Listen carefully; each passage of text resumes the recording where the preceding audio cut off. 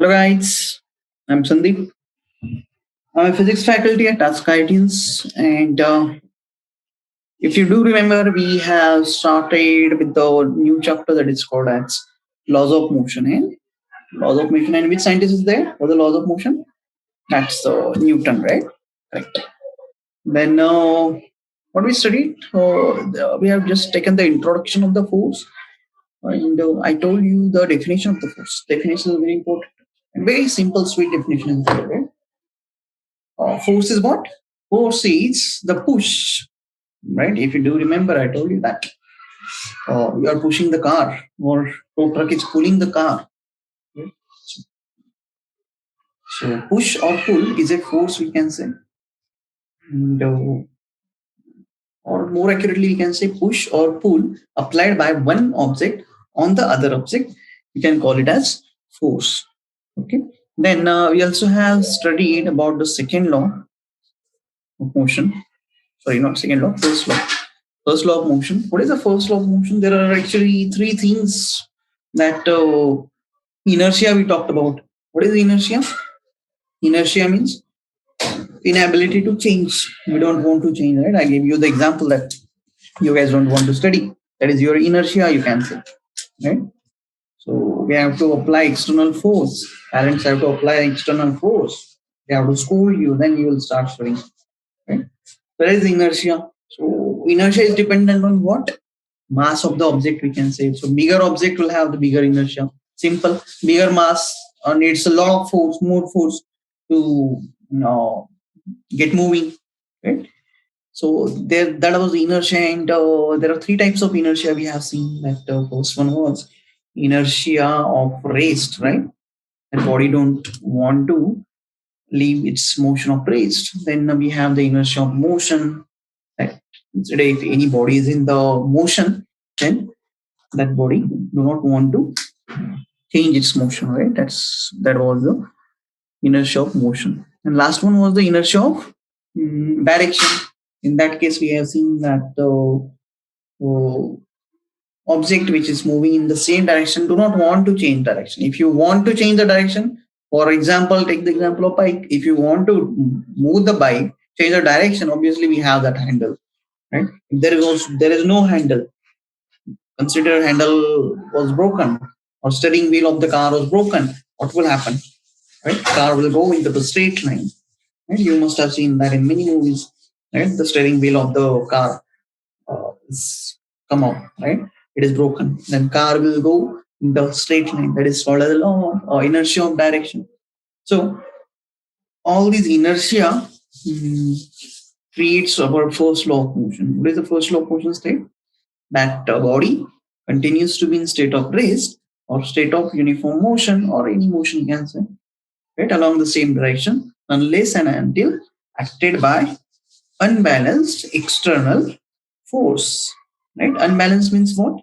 We also talked about that. If you are pulling, let's say, pulling the door from one side and your friend is pulling from the other side, what will happen? That door will not get open.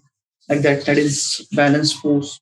But if you apply the more force, it will get open. Why? Because it will be unbalanced force, right? That is the thing we already have studied. Okay. So if you haven't seen the first lecture, first session, you can, if you want, you can go back and just have a look at the first session, so that you will be able to understand what we are going to learn in the second session now. Okay. So let's see what we are going to cover in this second session. So obviously we have studied the first law. Now the second law of motion. Obviously Newton's second law of motion, you can say. Similarly, third law of motion. So there are three total laws, right? First we have already seen, and today we are going to see another two laws, right? And how they are helpful for the motion, we can say. Then a normal force they are saying, right? So force means we already know. Here also you can see this person is applying the force on that cart, we can say, right? Therefore that cart is moving, right? Can anybody guess what is the other force on that cart? Yes, the person is pulling using that string, we can say, right? Yes, there is one force. There is another force on that cart, or rather, let's say on the tire of that cart. Yes, that's right. The friction force, right? Friction is a dangerous force, we can say. So friction, we know that friction actually opposes the motion. So friction is good or bad? Can we say it is bad? Yes, it is bad, but it is also a necessary force, we can say. If there is no friction, what would have happened? That cart, he wouldn't, maybe it would have happened that if you starts the bike will go on and go on and go on. Right? Without the friction, we cannot even walk on the ground. So friction is also necessary force. Right? Anyway, we are going to study the friction later. Today we are going to see these two laws plus the two other forces. One is a normal force. What is normal force? We are going to study that. And the other one is a tension. Now, in the 8th standard, you might have studied those normal and tension, those forces. So, I hope you already know what is normal force and what is tension. But today we are going to solve some questions on that also. We'll also go a little bit deep into that.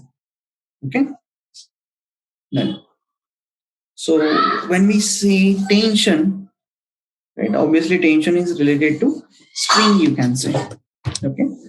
So yes, this pulley is pulling. That person is pulling the cart with the help of string. So what is string doing? String is applying some tension there. Right. Okay. So we'll see that in detail anyway.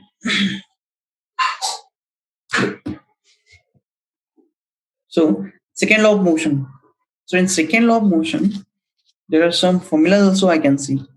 What is happening here? You can see. First formula says F net is equal to delta P upon delta T. Right? Delta P. P means what? Right? So P is, we also seen this P in the previous lecture actually, previous session. P is called as momentum. Is equal to M into V, that is mass into velocity, you can say. What is the second law says? Second law says that force applied is directly proportional to rate of change of momentum. Okay, very simple to understand. Right now, rate of change of momentum. So we already know momentum is P. So what is change in momentum? Change in momentum. Write it here. Change in momentum is equal to, let's say, final P minus initial P, or delta P, you can say. And what is rate of change of momentum? When we say rate of change of momentum, if you do remember the velocity's definition is actually rate of change of displacement. So actually we do delta S by delta T. Here, similarly, here you can see rate of change of momentum is delta P by delta T.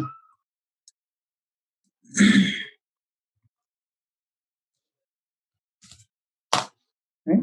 So rate of change of momentum is delta P by delta T. And second law says that the force is directly proportional to rate of change of momentum. So second law directly gives us this formula, right? F net is equal to delta P by delta T, right? So momentum changes means what? Right now, assume that you're playing cricket, right? And you're batting, right? So when the bowler throws the ball at you, what you do? You hit the ball with the bat, obviously, right? So consider this ball is coming towards you like this with, let's say, velocity v, right? You have the bat like this.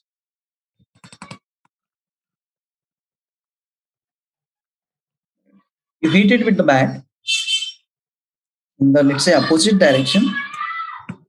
Obviously, velocity will differ, but now let's consider that it is going back with the same velocity, right? So initially, the ball has the momentum what?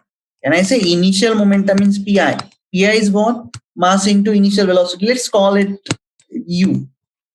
Let's call initial velocity U, right? And final velocity, let's call it V. M V. Okay. So when you are hitting that ball, actually you are imparting some momentum to that. So you're changing the momentum. Ball already has some momentum in let's say left side, sorry, right side, and you are sending that ball back to the left side. Okay, so you are changing the momentum. And what we say that force applied is what? Change in momentum upon time. So can I say here the F is what? Change in momentum means what? Can I say mv minus mu divided by time? Time means what? The ball collided with the bat for some particular time, right? That time we can consider here. Right? Also remember one more thing here, that directions of that velocity is also important. When the ball was moving in the right direction, you can consider this as positive, then you have to consider this as negative. So this will give you force is equal to minus mv minus mu divided by time. Okay, so that is the force you are actually implying on the ball. And obviously, whether it is going to be 6 or 4, that depends on your force or whatever force you have applied. Right. So we know that in cricket, what happens? Chris Gayle is easily able to hit the sixes, long sixes, right? But some players which do not have that much of strength, they have to try really hard most of the time. So they try to hit the six and they got catch out, right? So why? Because Gale or Dhoni, obviously our Dhoni is also have a lot of strength, right? So he is able to apply a lot of force. Means what? He's able to change the momentum. He's able to imply a lot of momentum to that ball, right? Therefore, we can say force is more. So this is the second law of motion, right? Which deals with the momentum. Now, second law statement is also like that. This is also the another statement for the second law, we can say. Right? Force, you can say acceleration of the object is directly proportional to force applied and inversely proportional to mass. Okay, I will repeat. So first, this is the first statement, and now the second statement is this one. Here we are saying that acceleration applied or body, or simple you can say body will accelerate with the quantity that is directly proportional to force and inversely proportional to mass. What is the meaning? So if you apply some force, right? If you apply more force, acceleration will be more. Very easy to understand, right? And it also depends on mass of the system too. Here you can see one example that golf person is hitting that golf ball, we can say, with some force. He's applying some force there, right? Okay. So obviously, you know that ball is going to fly. It is going to get some velocity, right? Now consider instead of that ball, if this person is trying to apply the same force on, let's say, this truck, will that truck go anywhere? No, obviously his bat will broke, right? Like that. So acceleration depends on mass also. Here you can see if the mass is very high, acceleration will be less. Or you can say if mass is very high, you have to apply a lot of force there. Right? Same thing. Okay. So this is our second law of motion. Now let's try to solve one question on that. Question says a truck starts from rest and rolls down a hill with a constant acceleration. Now, when a truck rolls down, means it's not like truck is going to roll down. Truck is going normally. You can see like that with a constant acceleration, right? So there is a hill like this, and this is your truck.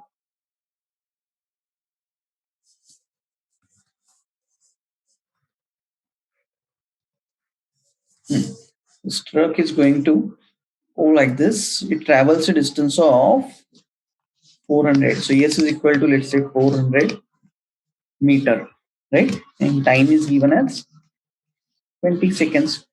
So total distance is covered. It covered is how much? 400 meter.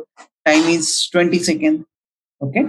Also, they have said the truck starts from the rest, right? You must have seen this in the kinematic equations. when you solve those kinematic equations, right? That when the any object starts from the rest, there is an initial velocity which is zero. Okay, then they are saying find its acceleration. So there's the first question that we have to find the acceleration, and the second is find the force acting on it if its mass is 7 ton. So once we got the acceleration, very simple, force is equal to mass into acceleration. We know that formula. Good. So first we'll try to find the acceleration now. Then I know you can easily calculate the force there. Okay. So first of all, let's write what we know. So given is initial velocity is zero, that I know. Then distance it covered is 400 meter. Time is 20 seconds. Now tell me which kinematic equation we can use to solve this question. Right? You must have memorized all the kinematic equations now. So first one is S is equal to, no, first one is V is equal to U plus AT.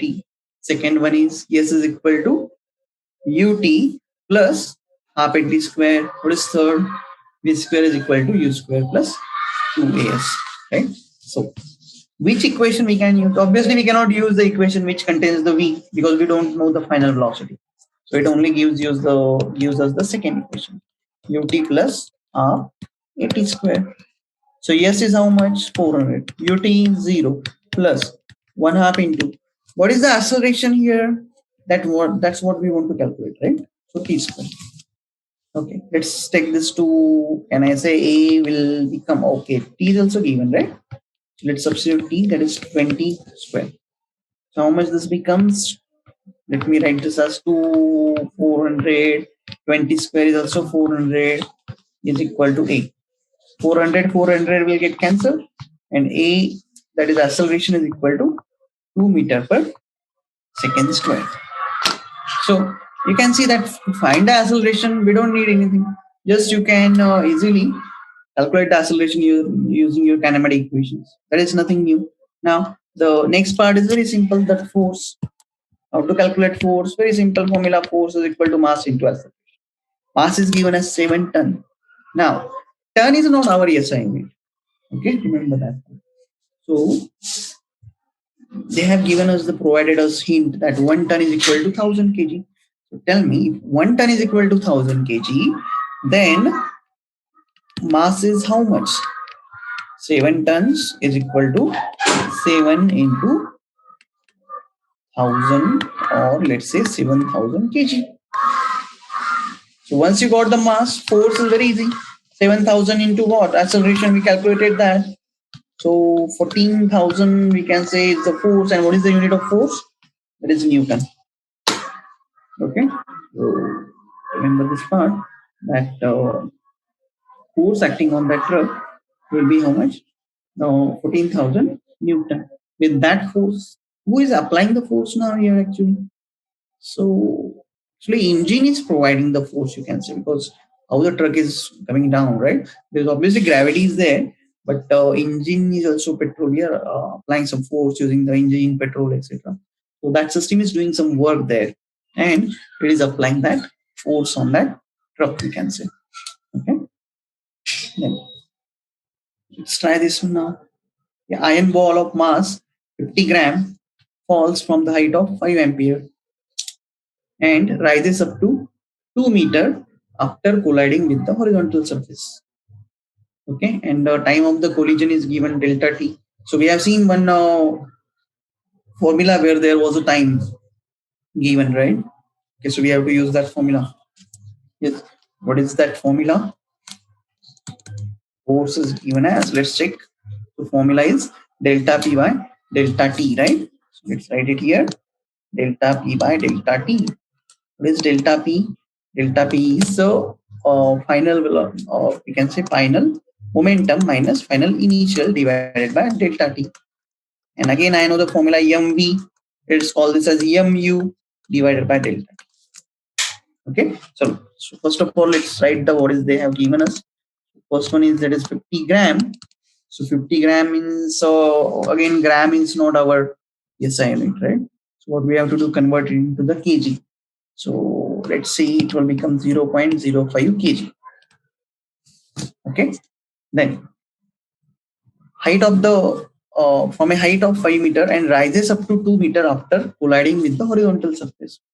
Now The problem here is they haven't given us the velocity. Right? What they have given, ball starts from here, right? Comes up to this point. And we already know that at the start, let's say if the initial velocity is 0, we can find out the velocities. There will be some velocity here, right? We don't know how much. Okay, so this is the first case. I can say, normally we say u is equal to 0.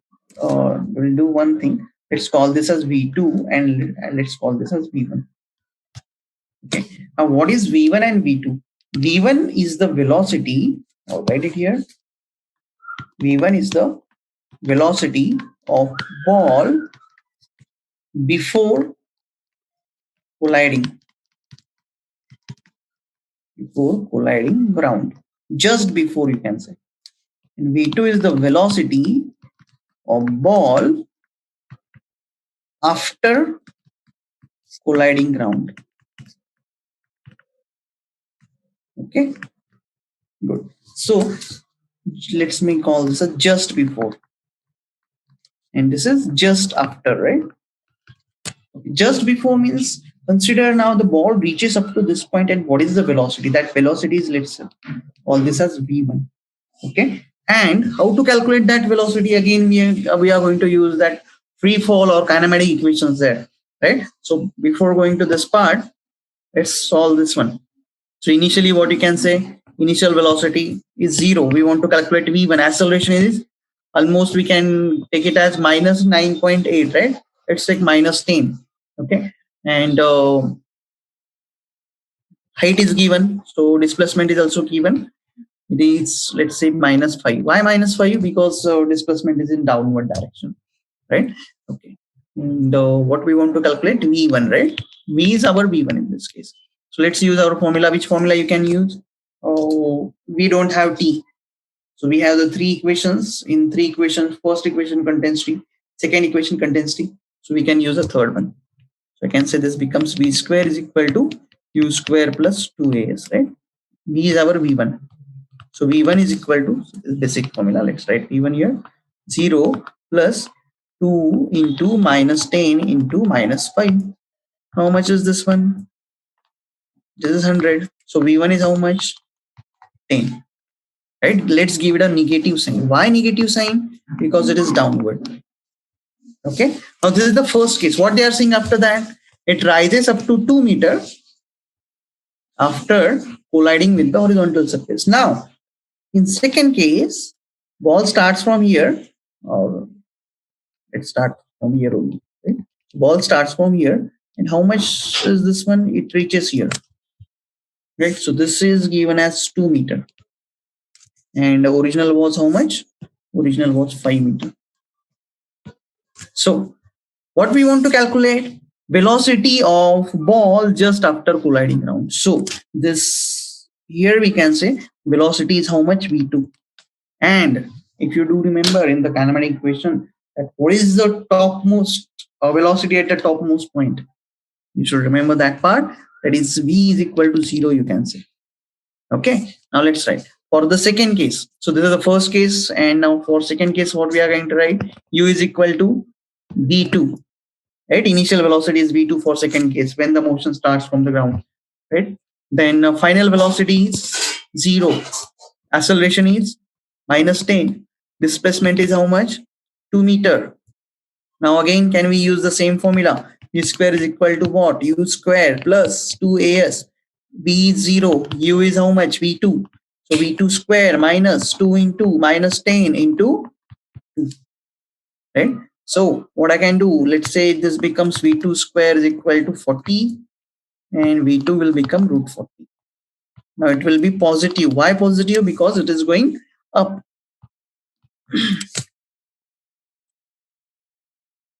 Okay. So we got the V1, V2. Once we do that, we can use this formula now. Right? So right then this V1 is how much? Minus 10 meter per second. V2 is how much? Plus root 40 meter per second. And delta T is also given. Delta T is 0.02. Now the equation is very simple. What we can write? F. F is what? Mass. Mass is 0.05, right? 0.05 into what is V2? V2 is root 40 minus again mass 0.05 into minus 10 divided by what? 0.0. Right? Okay. I can also write this actually. Let's say 40. Can I write this as 2? Let's write this as 2 root 10. Right? That will be easier. So let's change this here also. 2 root 10. And this will also become 2 root 10. Okay. Now let's see what we can do in this. So first of all, I can take this mass as common. Right? So 0.05. This is 2 root 10. Minus will become plus 10 divided by 0.02. Again, 5. This is 5. Points will get cancelled, right? Both have the same point. Where should I write now? Okay, let's see where we can get some small space there. Let's try to write it here.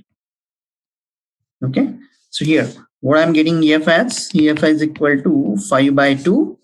And this is 2 root 10 plus 10, right? Let's divide 2 by 2. That is 5 root 10 plus 5. Root 10's value, approximate value we can consider value is 3 point, let's say 22 plus 5.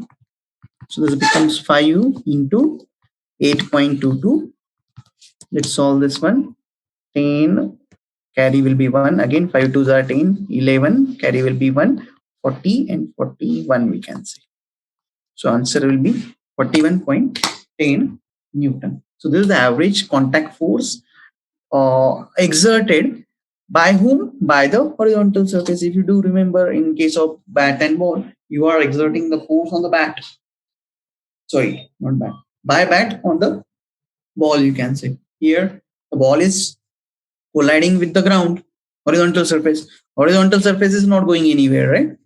So we can say horizontal surface is applying that much of force. Okay, so very nice example. So do study this example, and if you have any queries, any doubt in that, you can obviously post those queries in forum. Okay, so let's move to the third law now. Third law says that equal and every object opposite, or we can say for every action there is equal and opposite reaction. Right? What is the meaning of that? What is the meaning of equal and opposite reaction? In previous case, when I told you that ball is applying some force on what? Sorry, again, bat is applying some force on this ball. Right? So remember, ball is also applying that much of force. Now this is the third law, and I know you must have heard this law. Very famous, very small. Right? Every action has equal and opposite reaction. Here in this diagram, what we can see, that dog is running on that platform, circular platform, right? Little merry-go-round, we can say. So when the dog is moving, or anywhere, suppose we are running, we are jogging, or we are walking even, we are actually applying some force on the ground, right? With the legs, you can say. Right? Here the dog is applying some force on that platform. So what will happen? Platform will also apply some force. So if the dog is going ahead, platform will go back. Very simple to understand. Right? Here also you can see that person is sitting on the chair. Chair should also apply the force on the person. Then only we can actually sit on the chair. Right? So this is the simple, very straightforward and simple law of as a third law of motion, we can say. Then now two forces we are going to study today, right? That is normal force, and second one is what? Second one is our tension, right? Okay. So let's see first of all normal. As we already have seen that if you want to sit on the chair, right? You are applying some force on the chair, right? Chair should also apply some force on you too. That already we know, right? So that actually gives us the new force, which is called as normal reaction. So chair is actually applying some normal reaction on you. So the force applied by the chair, we can say in this case, is normal. Now consider this example. Though when on one table there is small block is kept which has the mass M, right? And weight of that block is W, right? So weight W is equal to mg is acting downward. Who is attracting which? Who is applying that weight force or mg force on the block? Obviously, we can say Earth is applying that force on the block, right? Then normal reaction. Who is applying the normal reaction? I told you that chair was applying the normal reaction. So in this case, can we say table here is applying some normal reaction there? Okay. So you can see on this case. First of all, one thing is very important to note that this mg and en. Tell me, are they action reaction force? This is a very important question. Remember, when we that law we said that third law is very easy to understand that every action has equal and opposite reaction. But this question will clarify more on that law, right? So tell me, this mg and en are mg is normal. So mg is gravitational force, en is normal force. Are they action reaction forces or not? Right? So remember, they are not action reaction forces, right? So when we say that law actually says that for every action there is an equal and opposite reaction. So remember, for this law,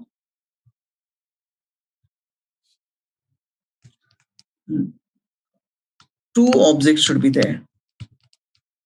Two objects. So forces should be on two objects. So pair, we can say there are at least two objects are there. So in this case, when we say mg and n, mg is the force acting on what? Block. Who is acting that force? By Earth. Earth gravitational field, right? Normal is acting on what? On block. By chair. So what we can say? Both the forces are acting on the same block. It is not action reaction force. What is action reaction force?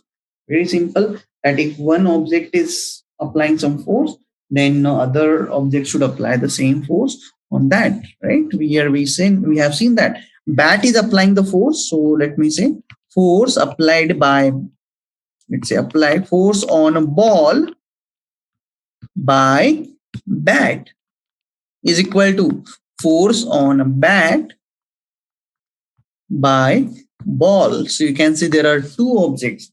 Forces are acting on the two objects. Then only we can say that they are equal and opposite, right? Here you can see both the forces are acting on the block. So those doesn't form the action reaction force. Remember that part. Then we were saying that weight is acting downward. Yes, weight is acting downward. Normal is acting upward, right? So now we can draw the free body diagram of the block. Right? So what is the free body diagram? We have to show all the forces acting on that block. So normal is acting upward. Who is applying the normal force? That table is applying the normal force, right? And weight is applied downward. Can I simply say n is equal to w or n is equal to mg? So can we say that normal is always equal to mg? No, normal is mg in this case, but normal is not always mg. So why not? So remember one thing very carefully for this normal reaction, right? That normal reaction is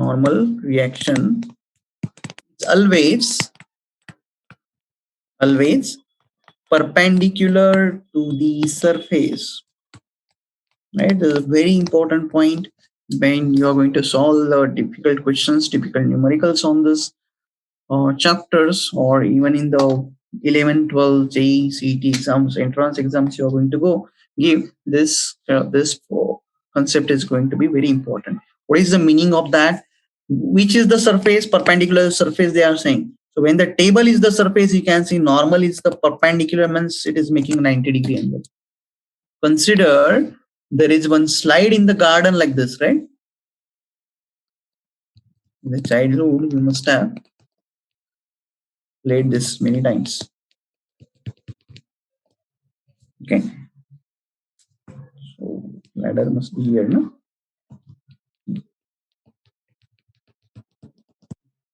For this slide, when you are actually on this slide, right? Obviously, some force is acting on you, right?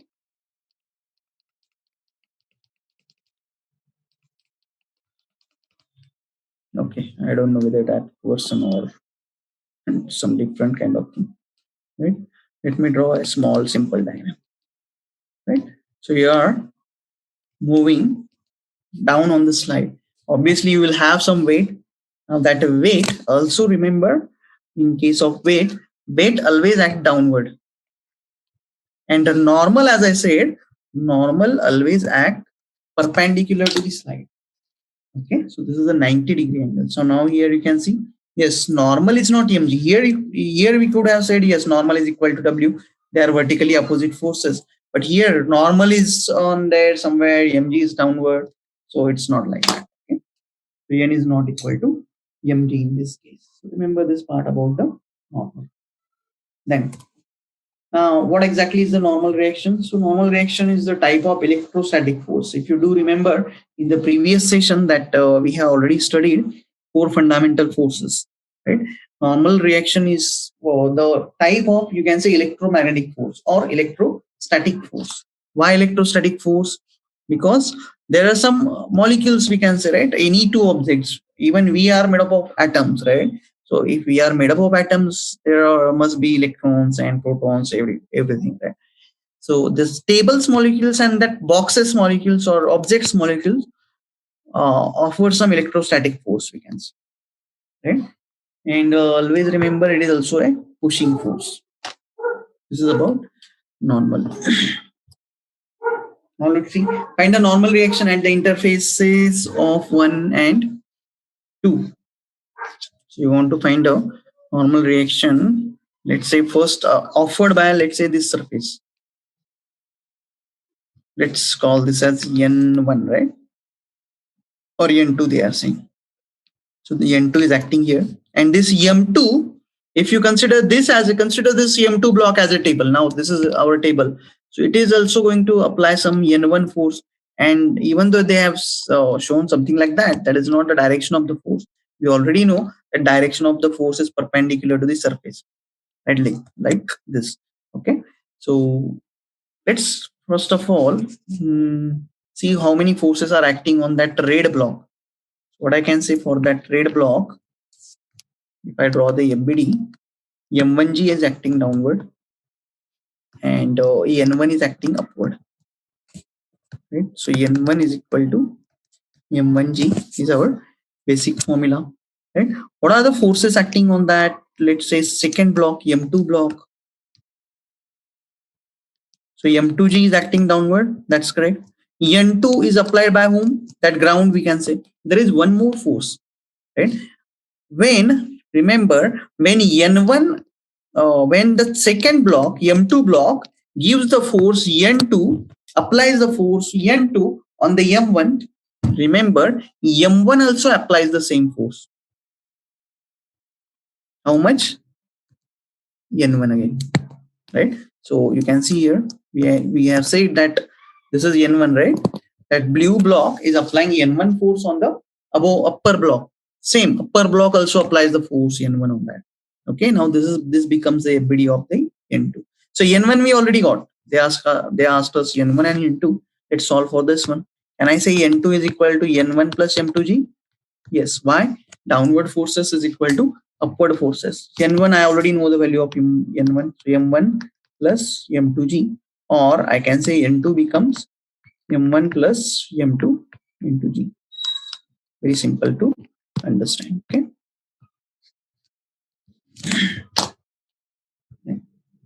So this is how we can solve the questions of normal. Here also you can see, find the normal reaction at all 4 interfaces. So here you can see, let's call this as N1. This will also be N1, right? Both the block have the mass M2, M2. So normal reaction will be same. I can say M2G is acting downward. M2G is acting downward. What about this M1G? And yeah, normals are there, right? Okay. So we already have the MBD. So do one thing. I want you to try this question as homework. And if you do still do have any questions, you can post in forum. I can anyway. So or we will do one thing in the next session. We will start with this question. Okay. Then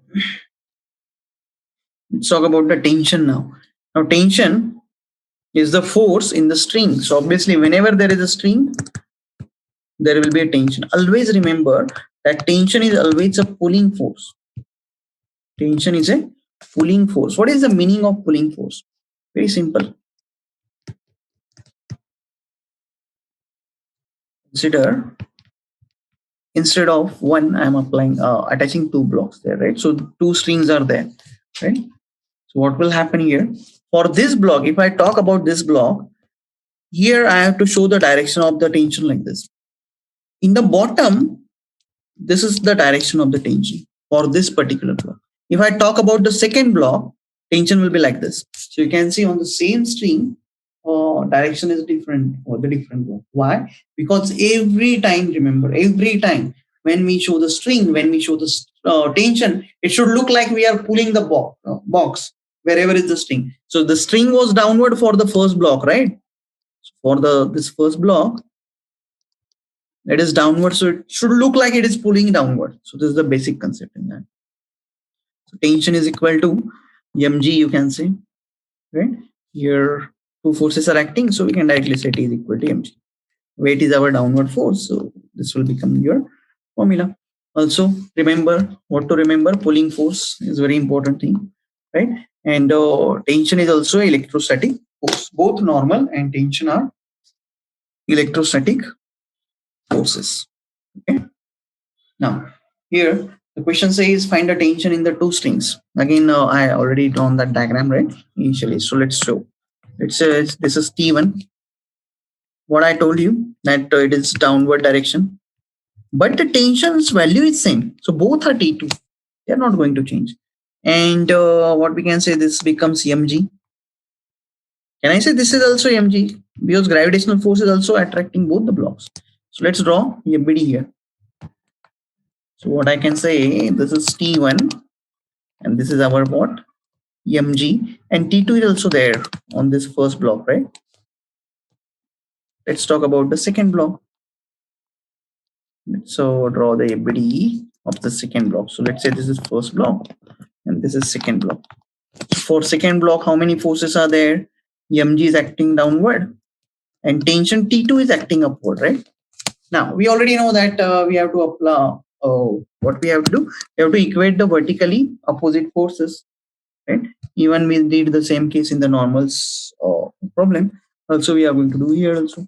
So what I can say here, let's start with the second block because it has only two forces. So can I say T2 is equal to mg? That's correct. Let's talk about this. T1 is equal to T2 plus mg. And we already know what is T2. T2's value is mg. So again substitute here. mg plus mg is a what?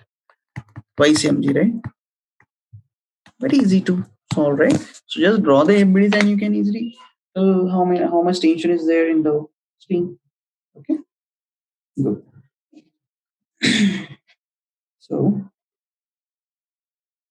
this is the normal and forces, right? So today we have seen both the remaining laws of the Newton, and we also have seen the two very important forces which we are going to use for, as I said, that we are going to use this until the entrance exams, right? So both these forces are important, right?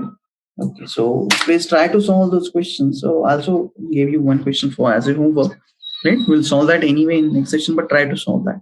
Okay, and if you do have any questions or doubts or difficulties, just put them in forum, right? So we can answer those. Okay. So anyway, we'll stop here. Thank you very much. Have a nice day.